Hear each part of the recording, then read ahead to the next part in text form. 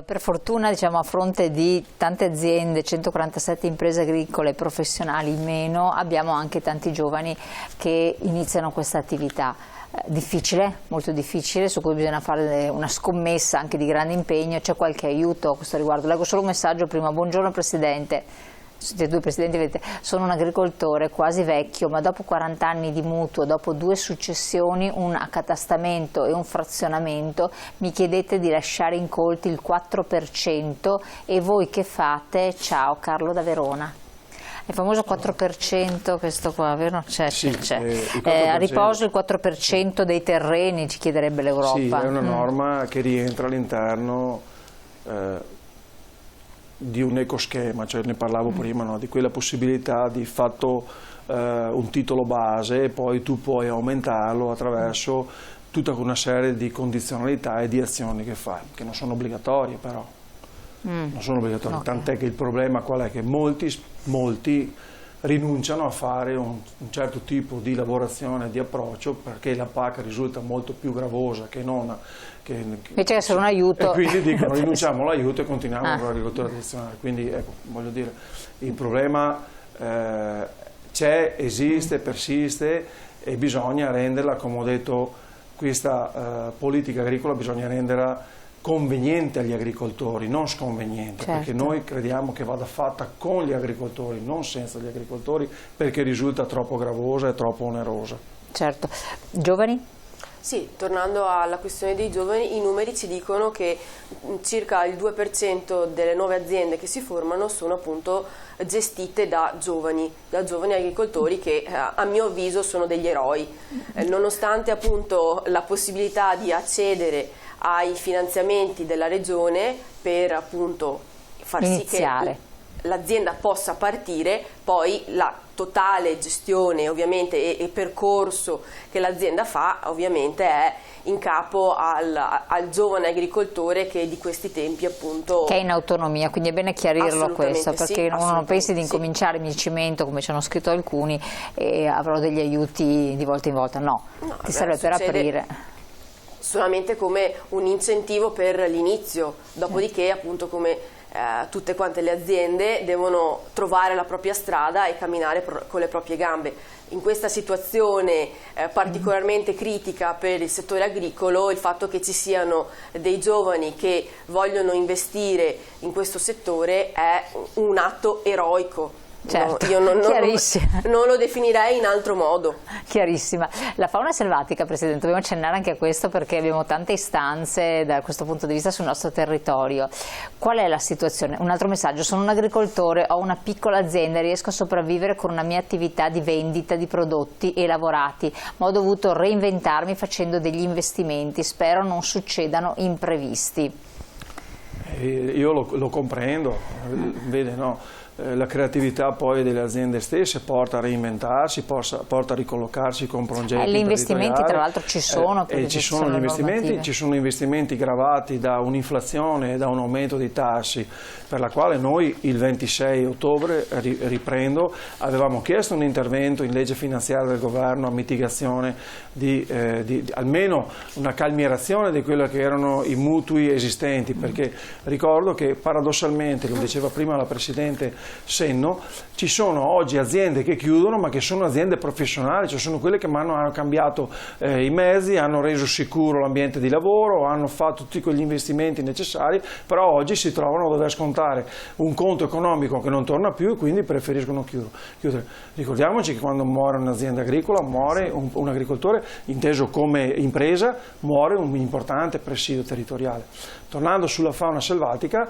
è sicuramente un altro degli elementi che riguarda quella che è il cambiamento climatico, ma anche, voglio dire, di una volontà che abbiamo avuto ancora negli anni 90 di reintrodurre tutta una serie di animali che per quel periodo risultavano quasi a rischio di estinzione, come era il lupo, e che poi oggi invece ci troviamo a dover non gestire perché hanno proliferato, si sono moltiplicati e oggi, vista la tropizzazione anche dei nostri territori, cioè la densità che abbiamo sia di cittadini ma anche di sistemi produttivi, scontrano quella che è la coesistenza nel nostro caso con l'impresa agricola.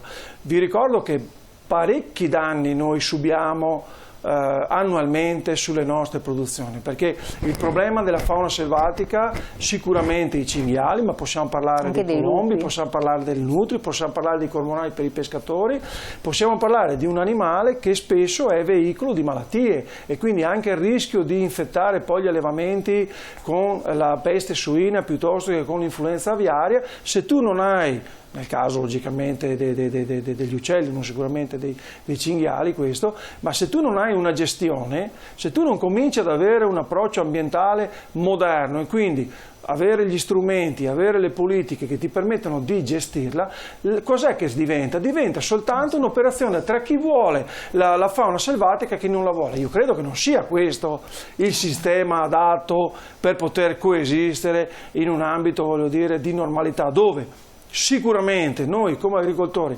possiamo pensare di poter destinare un piccolo quid della nostra produzione per darla a mangiare al cinghiale, ma non più di quello, perché noi oggi ci troviamo nella situazione che non sappiamo neanche quanti cinghiali abbiamo sul territorio nazionale, perché si parla di milioni. Beh, allora scusate, noi non vogliamo i risarcimenti della regione, vogliamo produrre e che la nostra produzione venga legittimata all'interno dei percorsi ordinari di mercato, che già sono difficili. Se aggiungiamo poi anche i danni che subiamo dalla fauna selvatica e l'irrisorietà dei risarcimenti, perché pensiamo ad un lupo che attacca ad una manza gravida in malga, in montagna, quando questa magari si azzoppa, era gravida, quindi dava possibilità di proseguo dell'attività all'allevatore, perché poteva nascere una mucca, quindi avere la possibilità di fare latte oppure un vitellino, però perde questo e altre, poi gli diamo un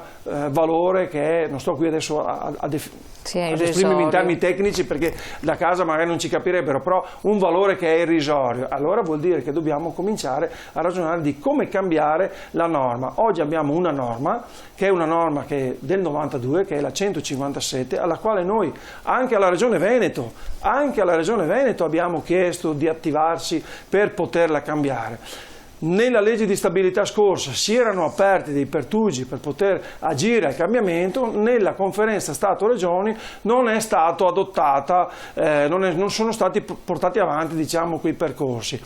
Allora è chiaro che occorre una volontà politica nell'approcciarsi in una maniera moderna all'ambientalismo. Ora in Europa c'è una discussione sul lupo, cioè si vuole declassare la pericolosità del lupo, adesso non la pericolosità, scusatemi, la possibilità di renderlo meno protetto rispetto a quanto lo è adesso, per poi avere la possibilità attraverso dei piani, se passerà logicamente in Europa, dei piani nazionali di intervento. Ma io credo che anche questo sia sbagliato nel concetto, dovrebbe essere la normalità in uno Stato, voglio dire, sano e normale, quella che è l'approccio di gestione della fauna. Non è che dobbiamo seppur uno strumento che ci darà probabilmente qualche opportunità in più di difenderci, ma non dobbiamo arrivare lì, dovrebbe essere intrinseco nella gestione generale di sapere che occorre una coesistenza tra quello che è il lupo, il cinghiale, l'orso e le parti produttivi, perché si parla di carichi sostenibili, cioè un territorio non può sostenere più fauna di quella che è, perché siamo nel territorio italiano, cioè non siamo nella Bosnia, non siamo nelle lande tedesche, siamo in Italia, sappiamo benissimo l'Italia come è fatta, una cordigliera appenninica e alpina con tutta la parte di pianura molto densa, molto popolata. Questo discorso qui che i non addetti ai lavori non si spiegano e alcuni anche restano perplessi, perché più lupi rispetto al passato? Mi scusi? Perché così tanti lupi, per esempio? Perché poi c'è la proliferazione stessa, poi voglio dire, poi ci sono stati, lì bisogna fidarsi secondo me, vede, io partecipo a molti convegni, in ogni convegno c'è una notizia sempre diversa. Allora, abbiamo degli strumenti a livello governativo che sono preposti a fare questo, abbiamo l'ISPRA, bene, dotiamoli di persone, di scienziati, di menti pensanti e ci dicano il perché i lupi da tot sono diventati tot, il perché si presupponeva che l'orso si spostasse, alla fin fine non si è spostato, cioè che ci dicono esattamente cosa va fatto. Insieme all'associazione di categoria, insieme alla politica, decideremo per avere una coesistenza, sicuramente anche per la sensibilità di quel consumatore che vuole un certo tipo di ambiente dove ci sia anche la fauna selvatica, e sicuramente ci agricoltori italiani non è per eliminare, voglio dire, il lupo dalla faccia della terra, però siamo per garantire quelli che sono anche i diritti, non solo degli agricoltori, ma anche la sicurezza dei cittadini. Dei cittadini, anche dei turisti. Io non voglio strumentalizzare perché non è nella mia Certo. indole, però abbiamo visto cosa è successo, ma non solo per quanto riguarda l'orso, pensiamo anche a volte agli incidenti che avvengono nelle autostrade quando ad esempio attraversano le cingale piuttosto che i cervi, perché anche il cervo sta diventando un problema, o i caprioli, scusate, non i cervi. Guarda, il tempo è volato, presidenti, io vi ringrazio. A questo proposito di incidenti dobbiamo chiudere, parleremo una prossima volta che per fortuna in agricoltura gli incidenti sono diminuiti e questo è molto importante. Parleremo anche magari una prossima volta di malattie professionali, siamo stati sollecitati anche da alcuni agricoltori a parlare anche di questo, però ci sono dati almeno positivi. Parleremo di granchio blu, ma prossimamente di altre questioni che riguardano sempre l'agricoltura in senso lato. Allora, io vi ringrazio di essere stati qui con noi, grazie Presidente Provinciale di Venezia, Senno, grazie a lei Presidente Passarini di averci dedicato del tempo con degli approfondimenti, a voi cari telespettatori come sempre di aver partecipato, continuate comunque a scriverci, a sollecitarci con delle tematiche, delle proposte, dei problemi che vi interessano, però andate alla CIA che così avete delle risposte dirette e molto puntuali sulle vostre questioni. Buon proseguimento, restate con noi sul canale 19 naturalmente.